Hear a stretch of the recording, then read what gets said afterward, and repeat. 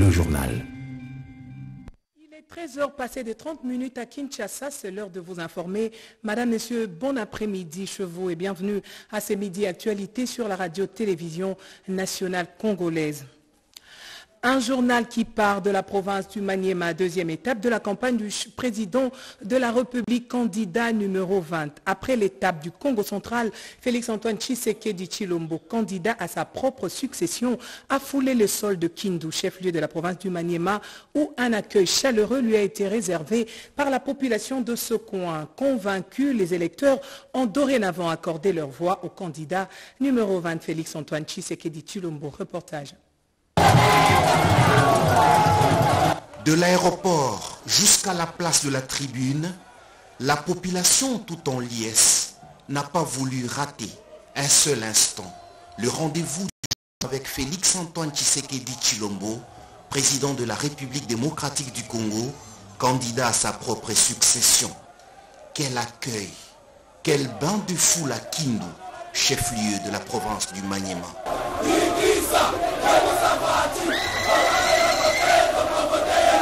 Elle a bravé les conditions météorologiques hostiles pour écouter le candidat président numéro 20, Félix-Antoine Tshisekedi Tshilombo, soutenu par la première dame, Denise Nyakeru Tshisekedi, déterminée à battre campagne aux côtés de son époux.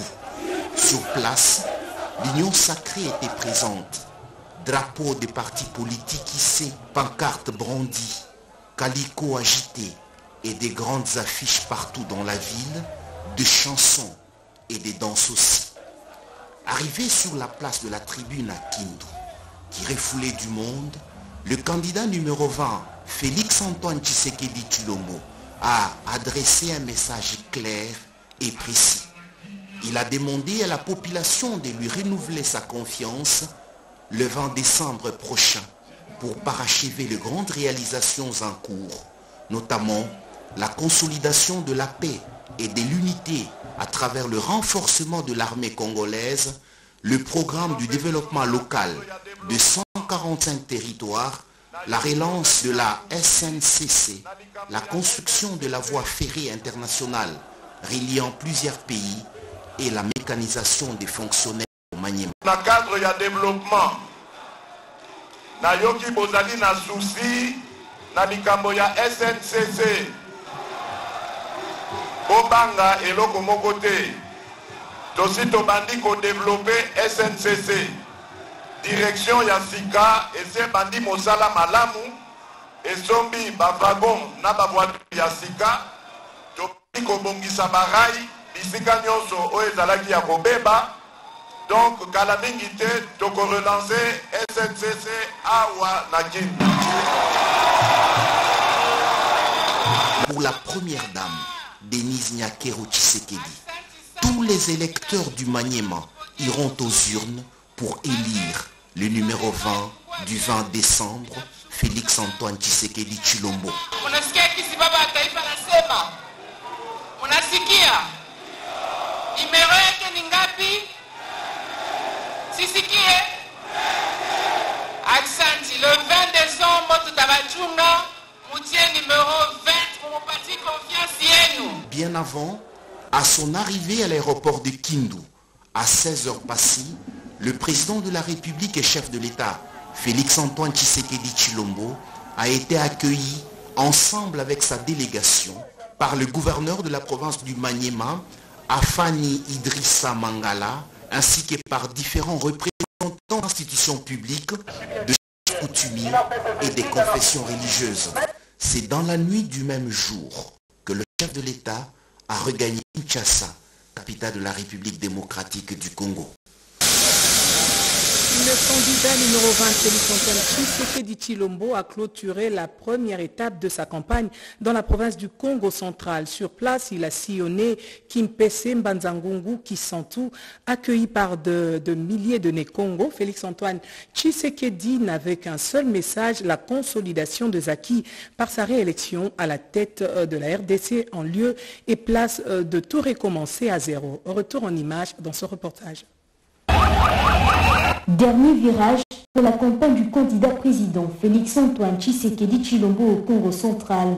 En ce 22 novembre 2023, les villes de Kimpese, Mbanza-Ngungu et Kisantu constituaient le point d'ordre du périple du candidat numéro 20 sur la terre de Simon Kimbangu.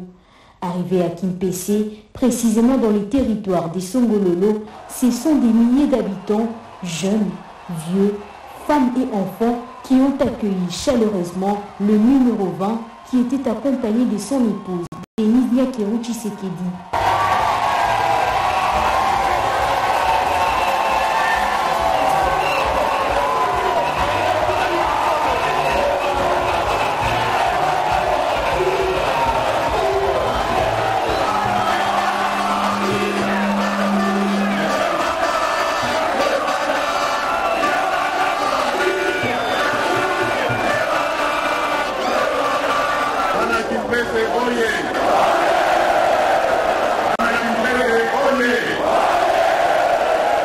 Sans attendre, Félix-Antoine Tshisekedi Tshilombo a pris la parole face à une foule visiblement assoiffée de faire entendre leurs préoccupations. Prévoyant, il a annoncé la reprise sur pied de la cimenterie nationale SINAT.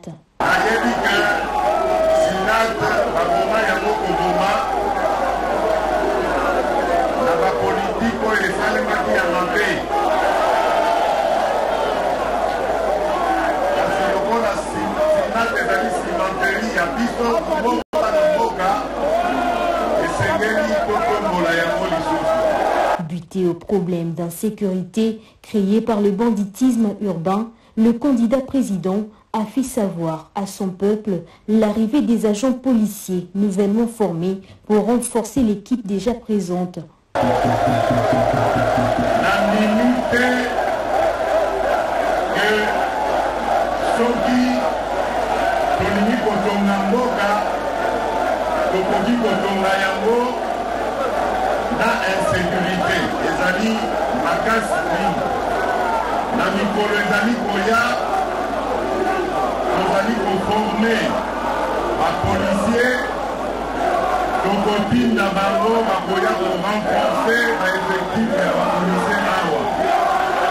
Il a insisté sur la nécessité de poursuivre au prochain mandat sa vision comprise dans le programme de développement des 145 territoires qui vise le développement de tous les territoires de la République démocratique du Congo.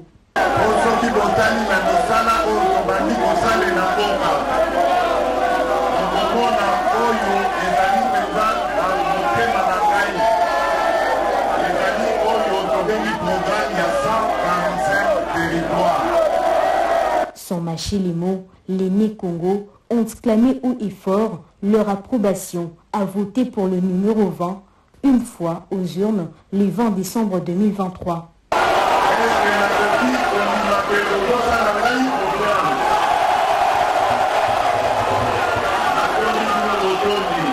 Direction le terrain de Kisantu. Arrivé au niveau de Mbanza-Ngungu, Félix-Antoine Tshisekedi Tshilombo a été surpris par la foule en liesse qui l'attendait, scandant des chants.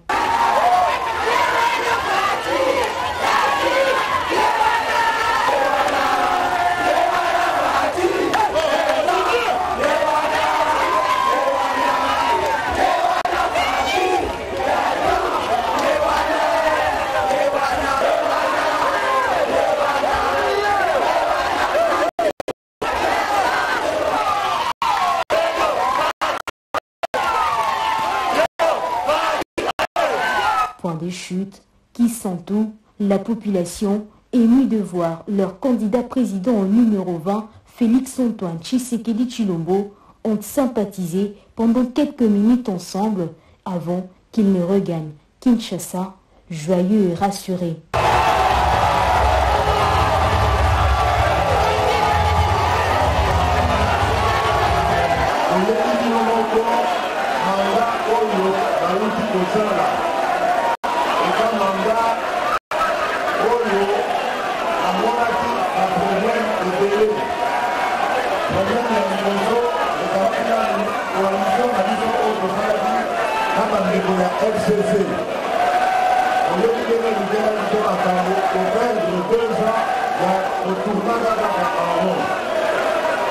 Allez, malheureusement que là, nous avons sur notre Covid.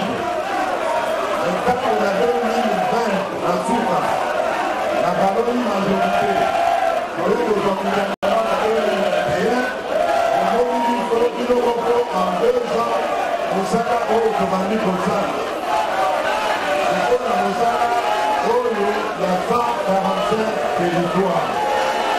Vigilance reste le maître mot prononcé par le seul candidat président de l'Union sacrée de la nation pour demander aux Congolais de ne pas céder au discours qui n'accuse pas directement le Rwanda, pays agresseur de la République démocratique du Congo.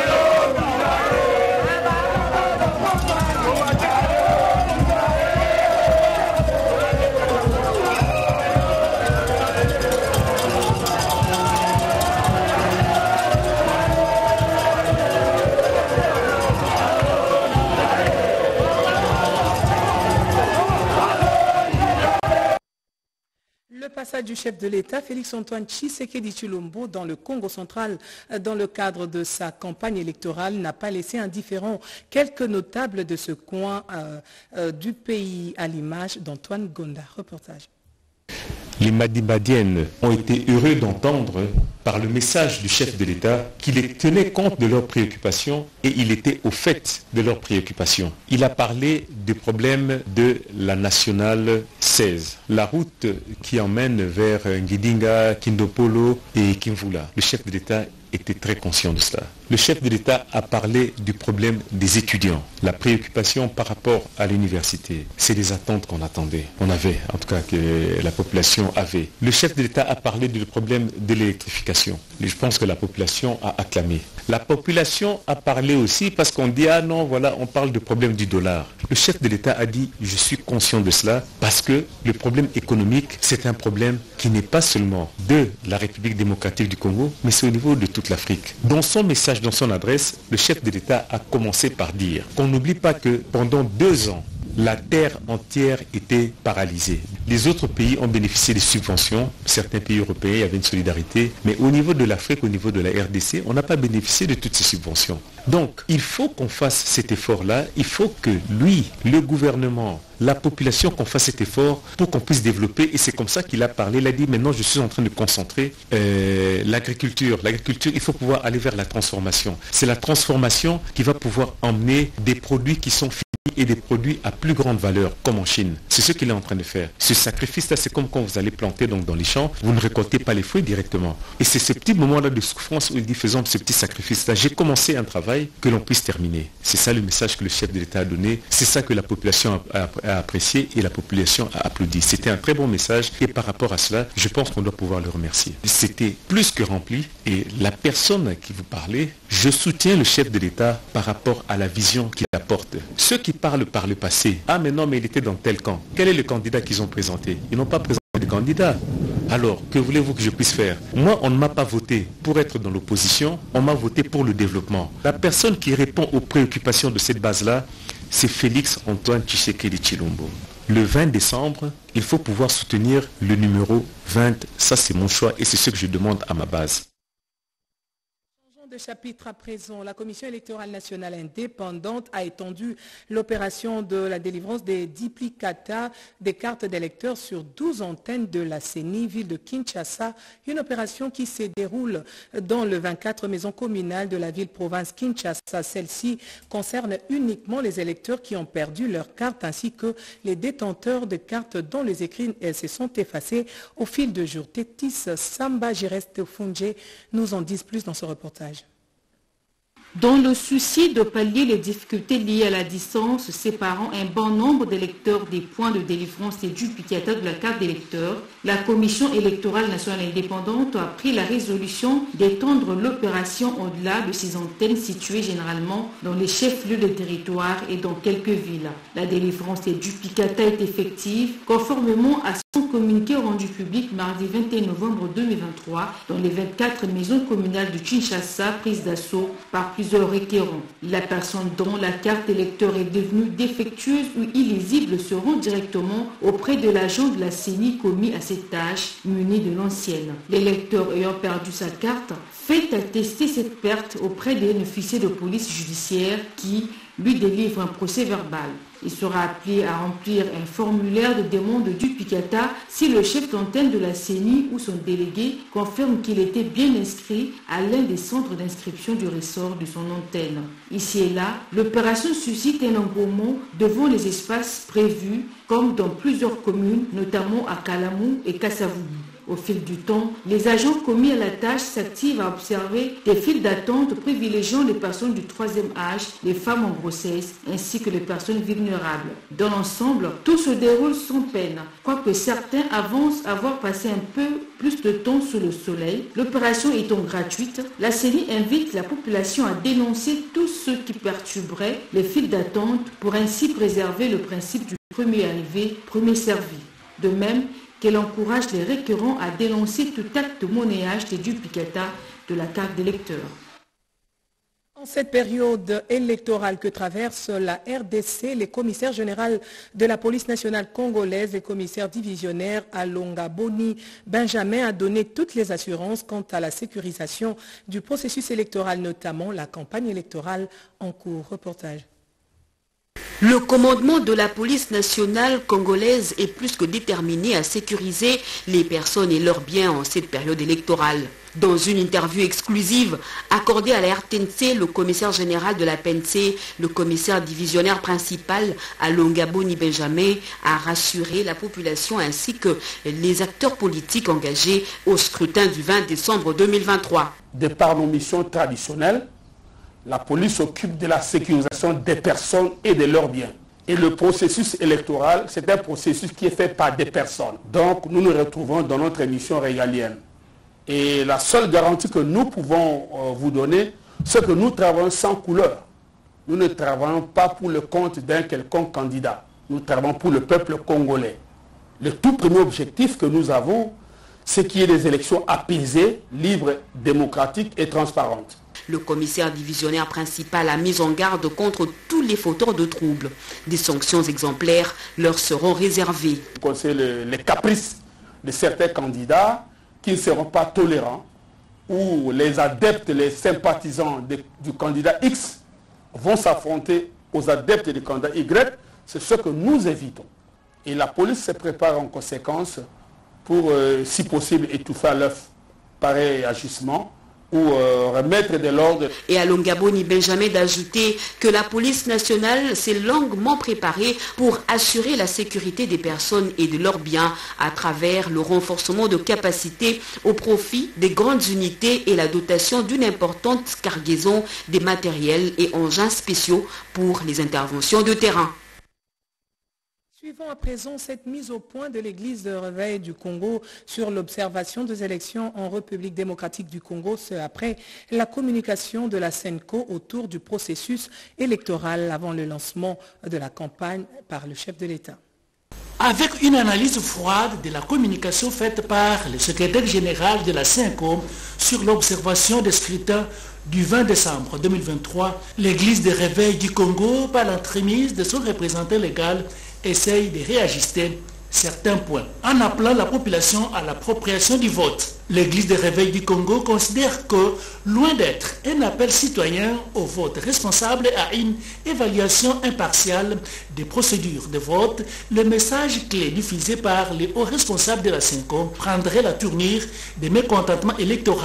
Il est regrettable de relever à quel niveau ce message est en contradiction avec les lois et règlements qui organisent les élections dans notre pays, spécialement les législatives, car À part la présidentielle qui a le territoire national comme circonscription électorale, les restes des scrutins, si haut énumérés, sont conditionnés par un pourcentage qu'on appelle seuil de représentativité. Et le fait pour un candidat d'avoir plus de voix dans un site ou dans un bureau de vote ne lui garantirait pas un siège. Comme nous l'avions annoncé récemment, l'Église du Réveil du Congo, bénéficiant de son expérience dans l'observation des élections, va déployer 65 000 observateurs citoyens le jour du vote. L'Église du Réveil du Congo encourage le gouvernement de la République dans ses efforts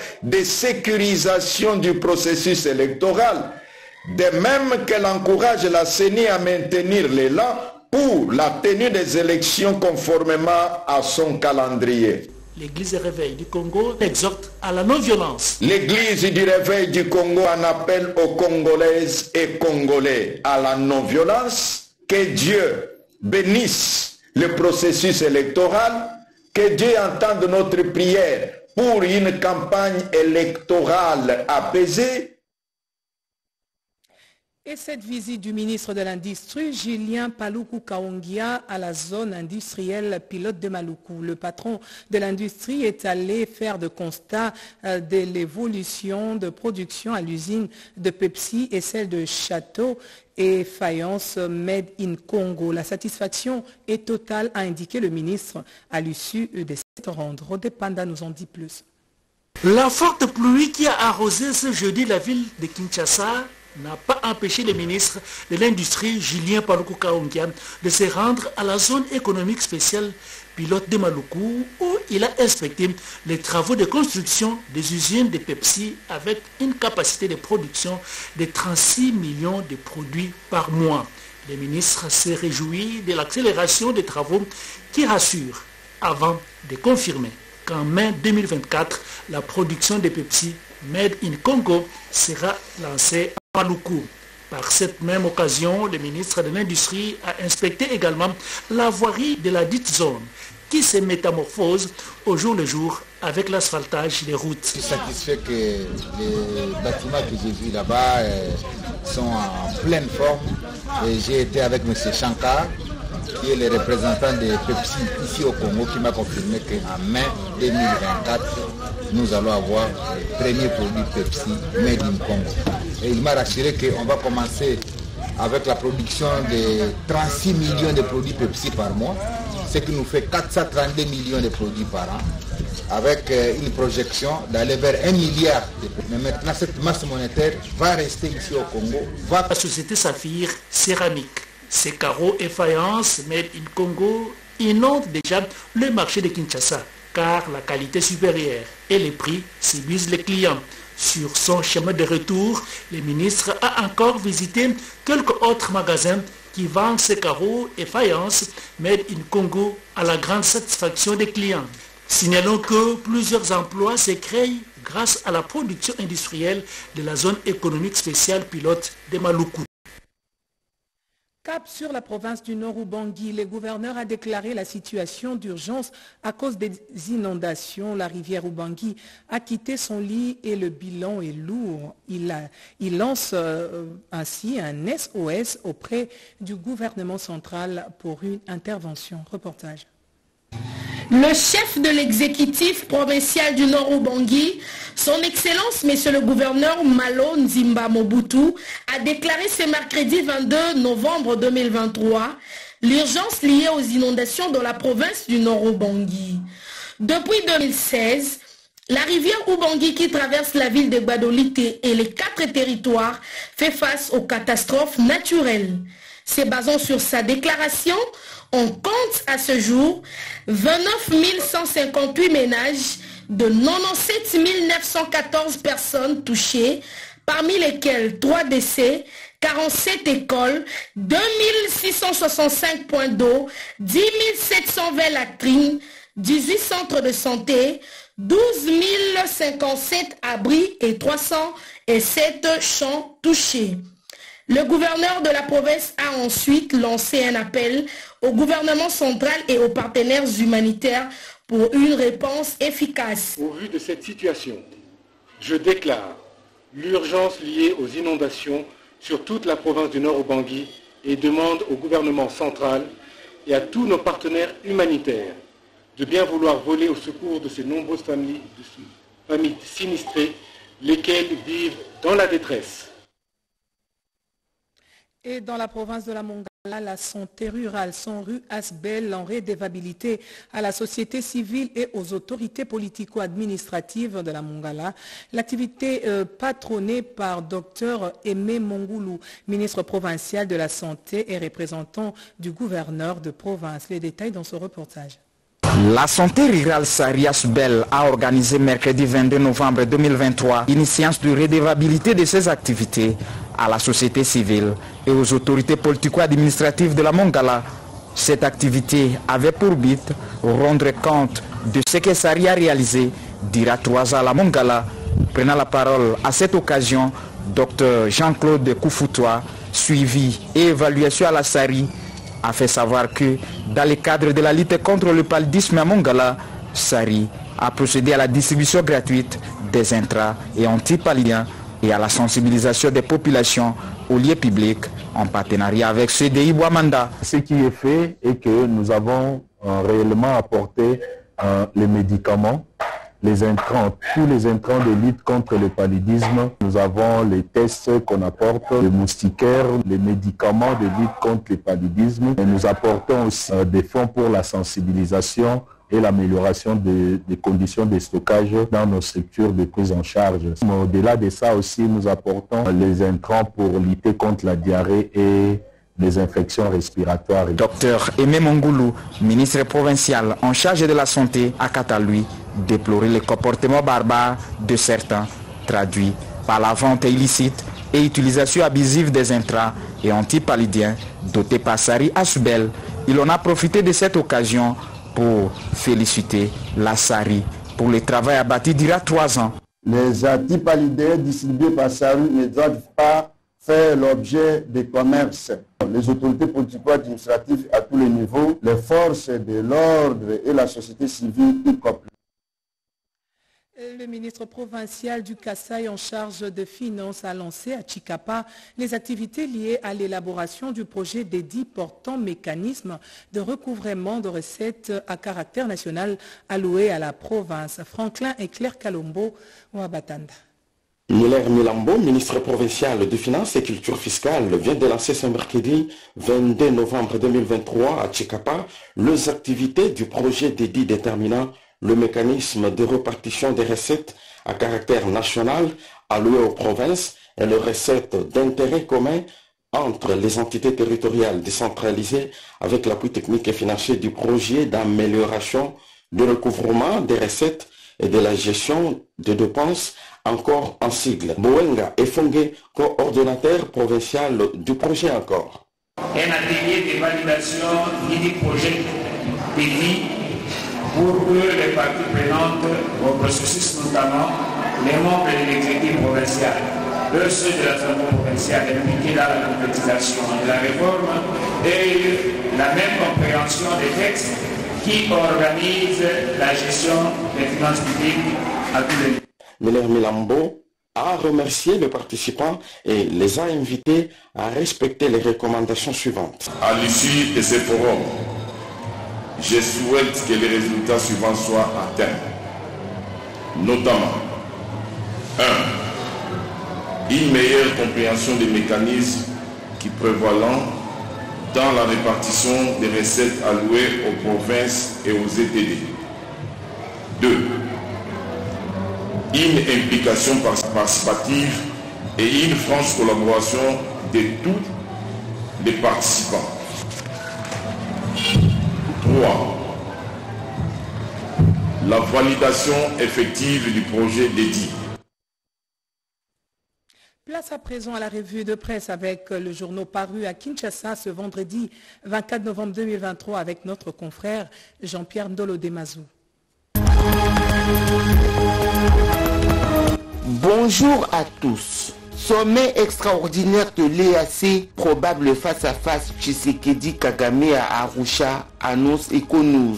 Selon le journal, le président de la République est attendu ce vendredi à Arusha en Tanzanie, où il prendra part au sommet extraordinaire de la communauté de l'Afrique de l'Est, une rencontre aux enjeux tels que Félix Tshisekedi se trouve dans l'obligation de mettre une parenthèse dans une tournée électorale qui devait le conduire le même vendredi dans la capitale de la province de la Chopo, Kisangani. Sans préjuger des résultats de la réunion note Econews, il n'est pas superflu de rappeler que le sommet d'Arusha se déroule dans la suite des fortes pressions américaines sur Kinshasa et Kigali, destinées à faire baisser les tensions à la frontière entre les deux pays.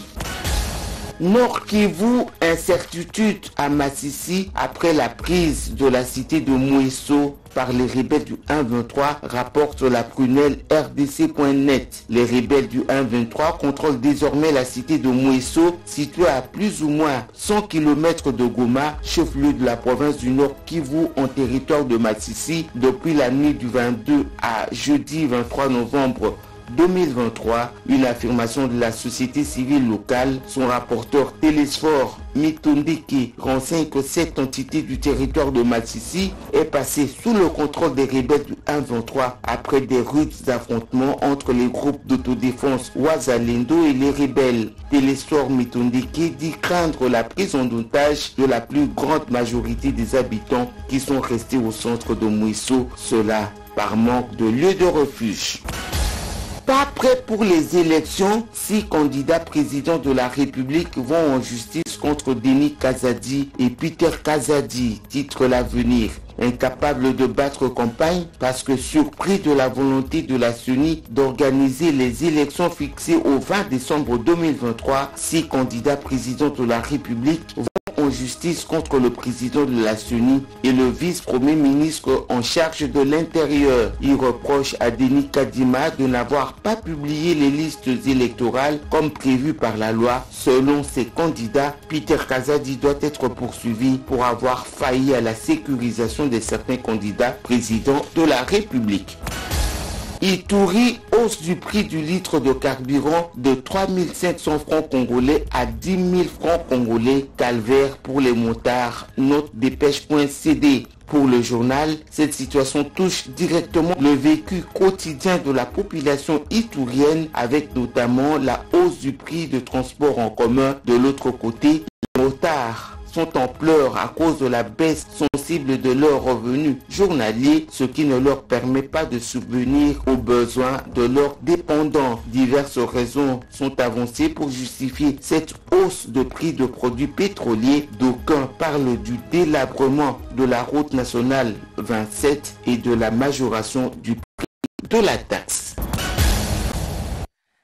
Madame, Messieurs, merci à vous d'avoir suivi ces journaux coordonnés par Bobette et Ngali Samba, réalisé par Patrick Bapui, l'ingénieur Louyeye. La partie technique a été assurée par Nathalie Kikita, Mimin Simba, Nzengele Basosa, Amakua Elmi. Et merci également à Nadine Futuka qui l'a rédigé.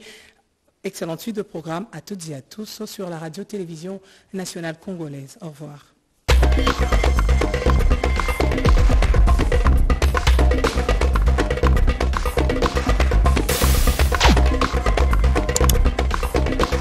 Africa cool, et abena cool, Africa cool, abena cool, le quoi cool matopi. Après toujours,